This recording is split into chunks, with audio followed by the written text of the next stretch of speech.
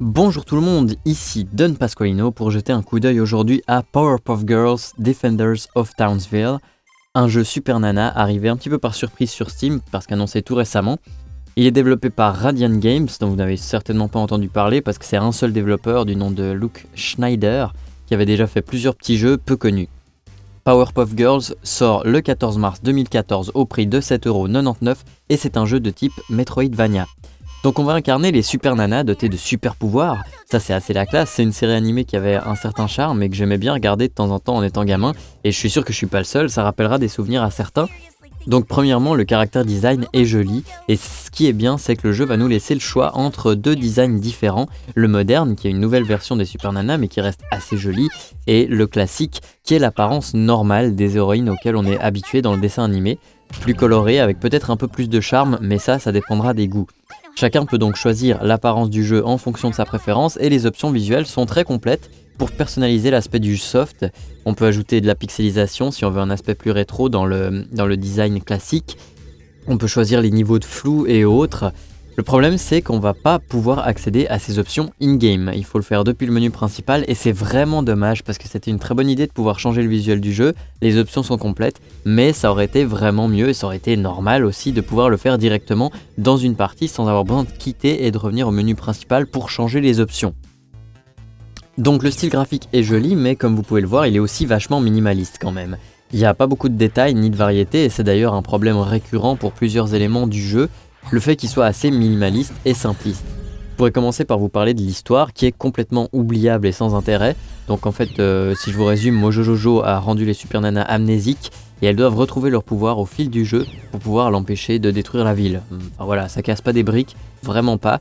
Et c'est dommage parce qu'en prenant appui sur des épisodes existants du dessin animé, il y aurait eu moyen de faire facilement quelque chose de plus intéressant pour au moins intéresser les amateurs de l'animé en utilisant des personnages connus et éventuellement des cinématiques un peu travaillées. Là c'est pas le cas, à part les super nanas qu'on contrôle, le maire qu'on doit rapidement sauver et Mojo Jojo qui est le boss de fin. On n'a pas d'apparition d'autres personnages de la série, aucune autoréférence, même pas une petite touche d'humour pour rappeler la série. Alors oui, on a les voix originales de la série, mais uniquement en VO, et pour le peu de dialogue qu'on a, de toute façon ça changerait pas grand chose. Donc ils auraient pu utiliser le matériau original de manière un petit peu plus judicieuse à mon avis. Pareil pour les ennemis, malgré le fait qu'ils aient quand même plusieurs patterns différentes et qu'il y en a qui sont un peu plus coriaces selon votre niveau, ils sont tous similaires, ils sont tous beaucoup trop similaires. Vous le verrez, c'est tous des simples robots ronds qui vont vous tirer dessus différents projectiles et qui se déplacent à une certaine vitesse ou qui se déplacent pas du tout selon leur type. Il n'y a pas d'autres ennemis, il n'y a pas d'autres formes d'ennemis, il n'y a pas de méchants, même les boss, il y en a 4 qu'on va rencontrer au fil du jeu, ils ont rien de bien spécial, c'est juste des ronds un petit peu plus gros et un peu plus résistants que les autres. Pour moi c'est vraiment du gâchis quand on sait que l'animé comptait un certain nombre de vilains avec une personnalité quand même assez prononcée, ils avaient cette licence, pourquoi ne pas l'utiliser un petit peu mieux que ça? Et ce problème est assez général dans le jeu et se retrouve aussi dans le level design. Le jeu va nous faire évoluer dans 4 environnements différents entre guillemets, parce qu'à part la couleur des murs, bon bah y a pas grand chose qui change d'un environnement à l'autre. Et le design lui-même ne semble pas vraiment travailler, c'est assez basique, c'est tellement basique que ça pourrait tout à fait être de la génération aléatoire de niveau, mais ça ne l'est pas. Un peu comme pour les ennemis d'ailleurs. Ça aurait été plus sympa de pouvoir retrouver des environnements connus comme la maison, la mairie, l'école ou même Townsville en elle-même, des environnements connus de la série animée. Le jeu s'appelle Defender of Townsville, mais on voit même pas la ville de tout le jeu puisque le jeu se passe sous terre.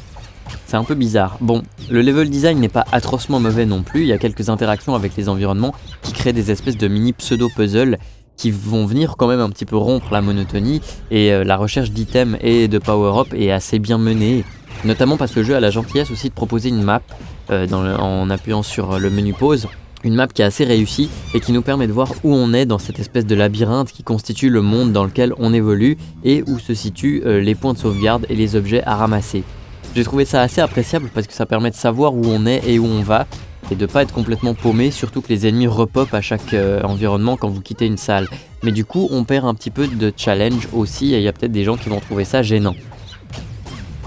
Et justement qu'est-ce que ça donne niveau jouabilité, parce que c'est quand même un peu le plus important dans un jeu de ce genre. Et ben c'est mitigé de ce côté-là aussi. Perso, j'ai trouvé le jeu relativement sympa à jouer, c'est peut-être parce que je venais de me taper 8 heures de 1954 Alcatraz. mais il a quand même pas mal de problèmes. D'abord, assez logiquement, le jeu est plus agréable à faire avec une manette. Il est jouable au clavier aussi, sans trop de problèmes, et on peut réassigner les touches comme on veut, ça c'est très bien, ça c'est un bon point.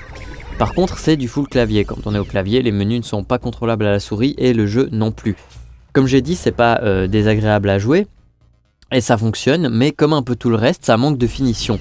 Il y a une certaine verticalité dans les niveaux, vu que les Super Nana peuvent voler, c'est pas seulement du scrolling horizontal, et elles peuvent donc se déplacer dans toutes les directions, et on peut frapper à gauche ou à droite avec 2 boutons différents. Mais autant les déplacements que les combats sont assez mous et imprécis, malheureusement. Les contrôles sont trop basiques et je les trouve peu réactifs, et en plus ils sont ultra répétitifs.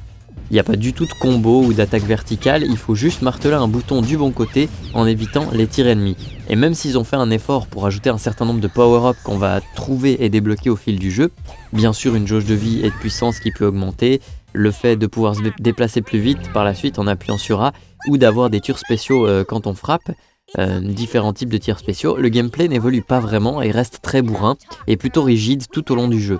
La seule utilité de la plupart des tirs spéciaux qu'on débloque est de pouvoir accéder à certaines zones en se débarrassant de certains obstacles, parce qu'une fois qu'on les a toutes sauvées, on peut changer de Super Nana à tout moment in-game avec un seul bouton. Il y a bien une subtilité qui permet en fin de jeu de pouvoir charger un tir puissant pour se débarrasser de plusieurs ennemis, mais elle apporte pas grand chose non plus. En plus, comme on l'a déjà vu, les ennemis sont un peu toujours les mêmes et peu intéressants à combattre. Du coup, on a des combats qui restent relativement plats et monotones tout au long du jeu sans jamais vraiment évoluer, d'autant plus que le gameplay est un peu imprécis et empêche le jeu de proposer un challenge digne de ce nom. Le soft est très facile malgré ses 3 modes de difficulté, vous pouvez le mettre en difficile tout de suite d'ailleurs, vous ne devriez pas avoir trop de soucis. Il se termine en 2 heures environ, ce qui reste relativement raisonnable pour un titre à 8€.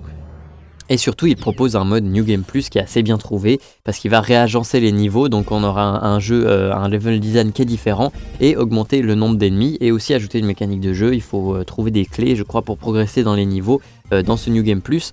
Donc, si vous avez apprécié le jeu, il y a une certaine rejouabilité qui est impliquée, mais pour ça, il faut quand même avoir envie de refaire un playthrough malgré le manque d'intérêt de la jouabilité.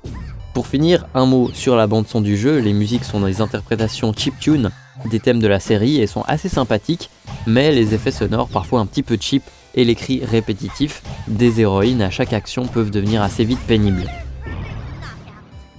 Du sucre, des épices et des tas de bonnes choses, si c'était la recette pour créer un jeu parfait, Radiant Games l'a raté parce que ce Powerpuff Girls est au final un soft assez fade et sans saveur, avec un arrière-goût de jeu vite fait qui se base sur une franchise connue pour faire des ventes.